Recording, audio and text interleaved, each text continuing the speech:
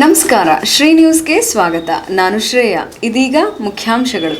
ರಾಜ್ಯದಲ್ಲೇ ಮೊದಲ ಬಾರಿಗೆ ನಗರದಲ್ಲಿ ಯುಜಿ ಕೇಬಲ್ ಅಳವಡಿಕೆ.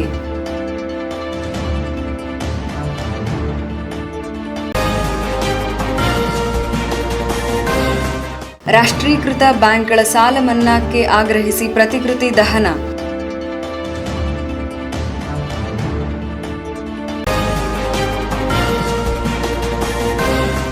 ಜಿಎಸ್ಟಿಗೆ ಆತಂಕ ಬೇಡ, ಸೌಮ್ಯ ಬಾಪಟ್.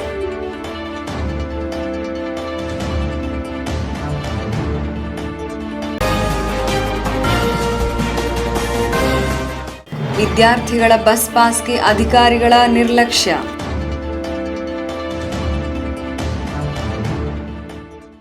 ವಾರ್ತೆಗಳ ವಿವರ. ನಗರದ ಉತ್ತರ ಮತ್ತು ದಕ್ಷಿಣ ಭಾಗದಲ್ಲಿ ಸಮಗ್ರ ವಿದ್ಯುತ್ ಅಭಿವೃದ್ಧಿ ಯೋಜನೆಯಡಿ 81,76 ಲಕ್ಷ ರೂಪಾಯಿ ಬಂದಿರುವುದು ಸ್ಮಾರ್ಟ್ ಸಿಟಿಗೆ ಆಯ್ಕೆಯಾಗಿರುವ ಅನುದಾನದಿಂದಲ್ಲ, ರಾಜ್ಯ ಸರ್ಕಾರದ ಕೊಡುಗೆ ಎಂದು ಶಾಸಕ ಶಾಮನೂರು ಶಿವಶಂಕರಪ್ಪನವರು ತಿಳಿಸಿದರು. ನಗರದ ಕೆಎಸ್ಆರ್ಟಿಸಿ ಬಸ್ ನಿಲ್ದಾಣದ ಮುಂಭಾಗದಲ್ಲಿ ಆಯೋಜಿಸಿದ್ದ ದಾವಣಗೆರೆ ಉತ್ತರ ಮತ್ತು ದಕ್ಷಿಣ ವಿಧಾನಸಭಾ ಕ್ಷೇತ್ರ ವ್ಯಾಪ್ತಿಯ ಸಮಗ್ರ ವಿದ್ಯುತ್ ಯೋಜನೆಯಡಿ 81.76 ಕೋಟಿ ರೂಪಾಯಿ ವೆಚ್ಚದಲ್ಲಿ ಯುಜಿ ಕೇಬಲ್ ಉಪಯೋಗಿಸಿ ಎಲ್ಟಿ ಮಾರ್ಗಗಳ ವಾಹಕಗಳ ಬದಲಾವಣೆ ಹಾಗೂ ಹೆಚ್ಚುವರಿ ಪರಿವರ್ತಕಗಳ ಅಳವಡಿಸುವ ಕಾಮಗಾರಿಗೆ ಭೂಮಿ ಪೂಜೆ ನೆರವೇರಿಸಿ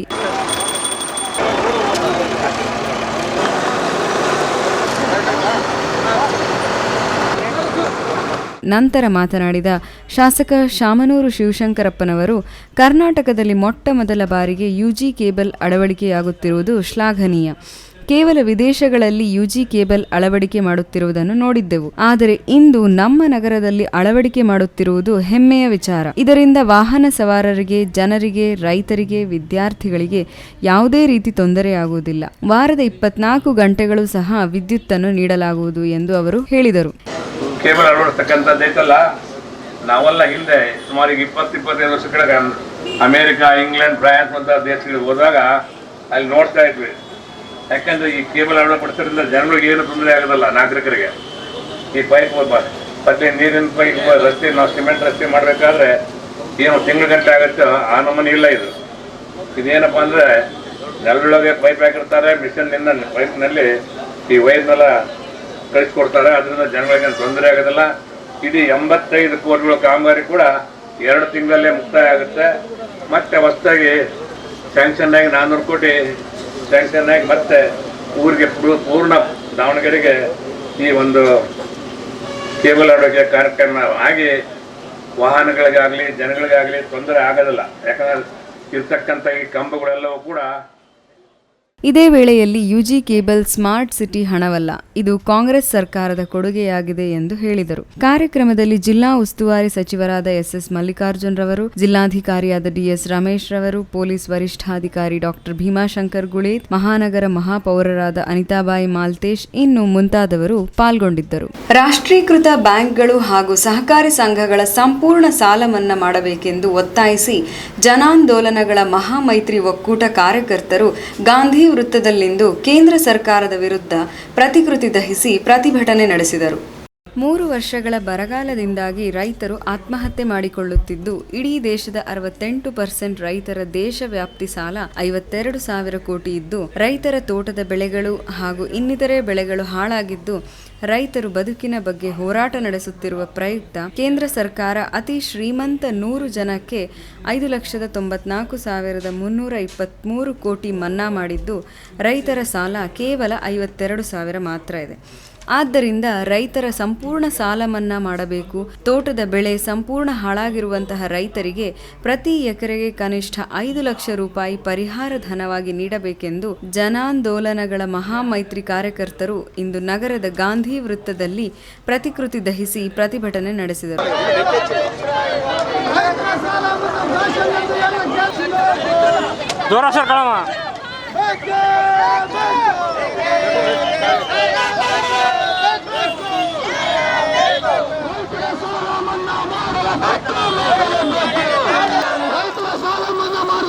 ಸರ್ಕಾರಕ್ಕೆ ಧಿಕ್ಕಾರ.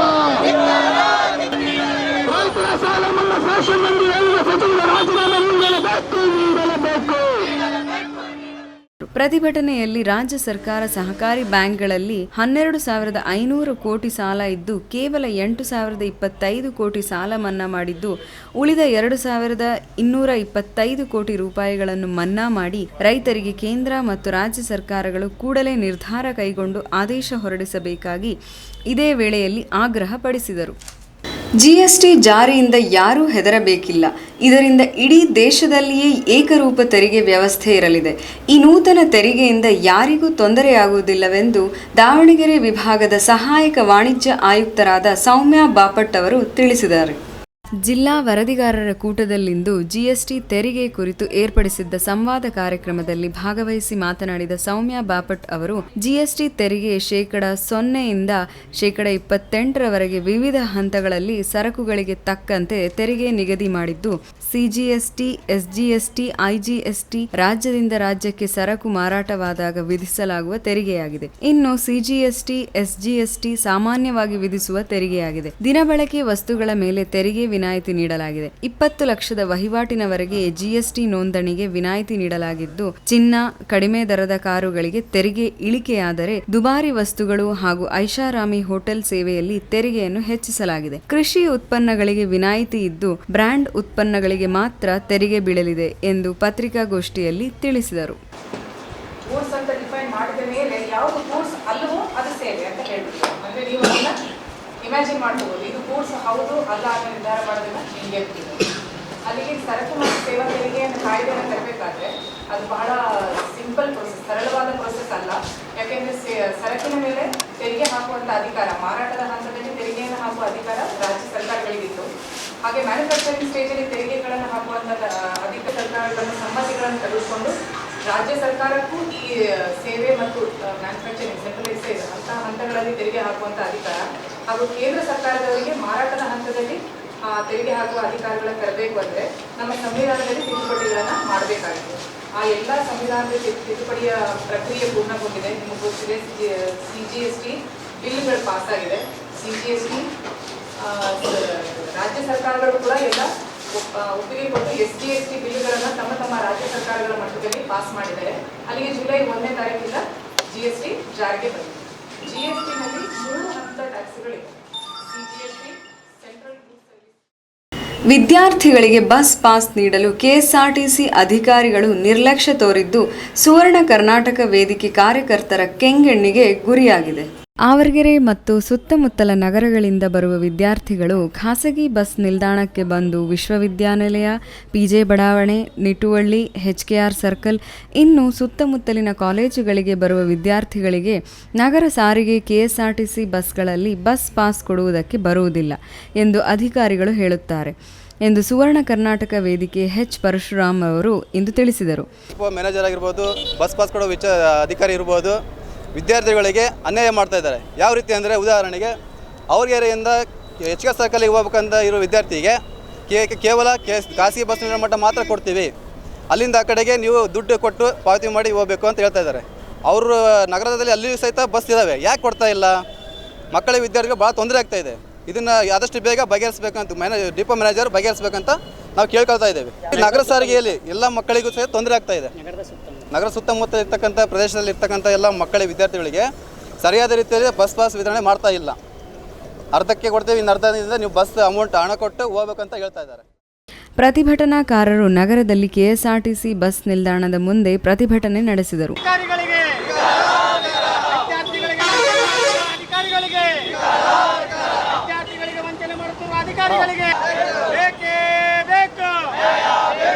ವಿದ್ಯಾರ್ಥಿಗಳಿಗೆ ವಂಚನೆ ಮಾಡುತ್ತಿರುವ ಅಧಿಕಾರಿಗಳಿಗೆ, ವಿದ್ಯಾರ್ಥಿಗಳಿಗೆ ವಂಚನೆ ಮಾಡುತ್ತಿರುವ ಕೆಎಸ್ಆರ್ಟಿಸಿ ಅಧಿಕಾರಿಗಳಿಗೆ ಬೇಕೇ ಬೇಕು, ಬೇಕೇ ಬೇಕು.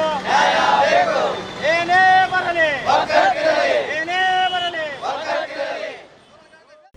ದಿನನಿತ್ಯ ವಿವಿಧ ನಗರಗಳಿಂದ ಬರುವ ಕಾಲೇಜು ವಿದ್ಯಾರ್ಥಿಗಳಿಗೆ ಓಡಾಡಲು ತುಂಬಾ ತೊಂದರೆಯಾಗುತ್ತಿದ್ದು, ಈ ಕೂಡಲೇ ಸಂಬಂಧಪಟ್ಟ ಅಧಿಕಾರಿಗಳು ಸೂಕ್ತ ಕ್ರಮ ಕೈಗೊಳ್ಳದಿದ್ದರೆ ಉಗ್ರ ಹೋರಾಟವನ್ನು ನಡೆಸಲಾಗುವುದೆಂದು ಸುವರ್ಣ ಕರ್ನಾಟಕ ವೇದಿಕೆ ಜಿಲ್ಲಾ ಘಟಕದ ಅಧ್ಯಕ್ಷರು ತಿಳಿಸಿದ್ದಾರೆ. ಇನ್ನಾದರೂ ಸಂಬಂಧಪಟ್ಟ ಅಧಿಕಾರಿಗಳು ವಿದ್ಯಾರ್ಥಿಗಳ ಭವಿಷ್ಯವನ್ನು ಗಣನೆಗೆ ತೆಗೆದುಕೊಂಡು ವಿದ್ಯಾರ್ಥಿಗಳಿಗೆ ಬಸ್ ಪಾಸ್ ನೀಡುವವರೇ ಕಾದು ನೋಡಬೇಕಾಗಿದೆ. ಕೃಷಿ ಮಾರುಕಟ್ಟೆ ದಾವಣಗೆರೆಯ ಭತ್ತದ ಇಂದಿನ ದರ ಮಧ್ಯಮ 1870ರಿಂದ 2180 ರೂಪಾಯಿ.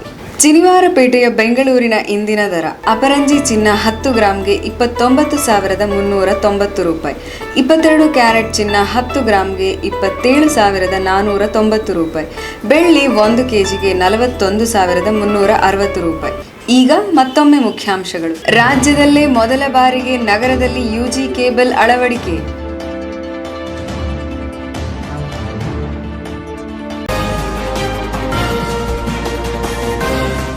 ರಾಷ್ಟ್ರೀಕೃತ ಬ್ಯಾಂಕ್ಗಳ ಸಾಲ ಮನ್ನಾಕ್ಕೆ ಆಗ್ರಹಿಸಿ ಪ್ರತಿಕೃತಿ ದಹನ.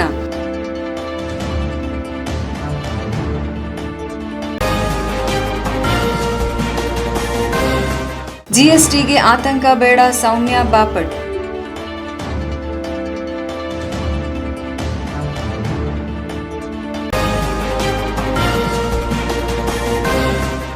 ವಿದ್ಯಾರ್ಥಿಗಳ ಬಸ್ ಪಾಸ್ಗೆ ಅಧಿಕಾರಿಗಳ ನಿರ್ಲಕ್ಷ್ಯ.